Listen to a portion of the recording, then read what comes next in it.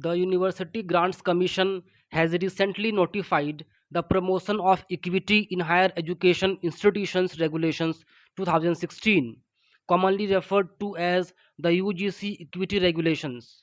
The move has triggered intense debate across India's academic landscape, with strong support from some sections and equally strong opposition from others. At its core, the UGC equity regulations aim to prevent discrimination and promote fairness in universities and colleges. These rules apply to all higher education institutions in the country. The regulations were introduced in the backdrop of repeated allegations of caste based and social discrimination on campuses, and after judicial observations calling for stronger institutional mechanisms to protect students from marginalized backgrounds. Under the new framework, every institution is required to establish an equal opportunity center, an equity committee, and a 24/7 equity helpline. The regulations also mandate the formation of equity squads and equity ambassadors, whose role is to identify discriminatory practices and create awareness about equity and inclusion. Institutions must regularly submit reports to the UGC detailing complaints received and actions taken. Non compliance can result in serious consequences, including withdrawal of UGC recognition or funding. Supporters of the regulations argue that these steps are long overdue.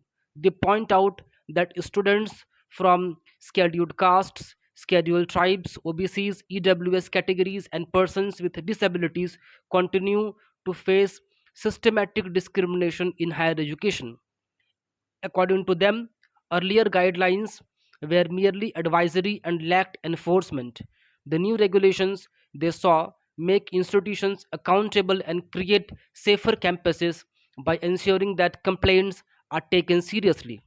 However, the regulations have also faced significant opposition, especially from sections of students and academic commentators.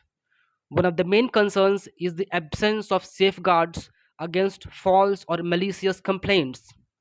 Critics argue that while the rules strongly protect complaints, they do not clearly outline protections for the accused, raising concerns about misuse.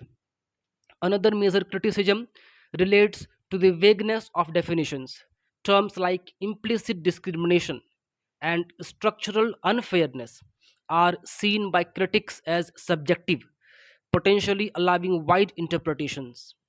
Opponents fear this could lead to arbitrary decisions and create an atmosphere of fear on campuses, affecting free academic discussion and interaction.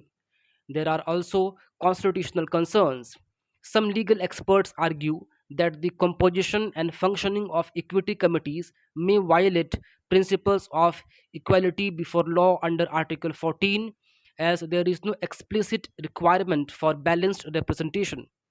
Others warn that the regulations could dilute the principles of natural justice if due process is not clearly followed during inquiries. The introduction of equity squads and monitoring mechanisms has further fueled controversy. Critics describe them as intrusive and liken them to surveillance systems, claiming they could deepen mistrust among students rather than promote harmony. Supporters, on the other hand, say these mechanisms are preventive tools meant to stop discrimination before it escalates. In conclusion, the UGC equity regulations represent a significant shift in how discrimination in higher education is addressed. While the objective of promoting equity and dignity is widely accepted, the debate centers on implementation, fairness, and constitutional balance. Whether these regulations will truly create impulsive campuses or lead to further polarization remains a question that only time and careful enforcement can answer.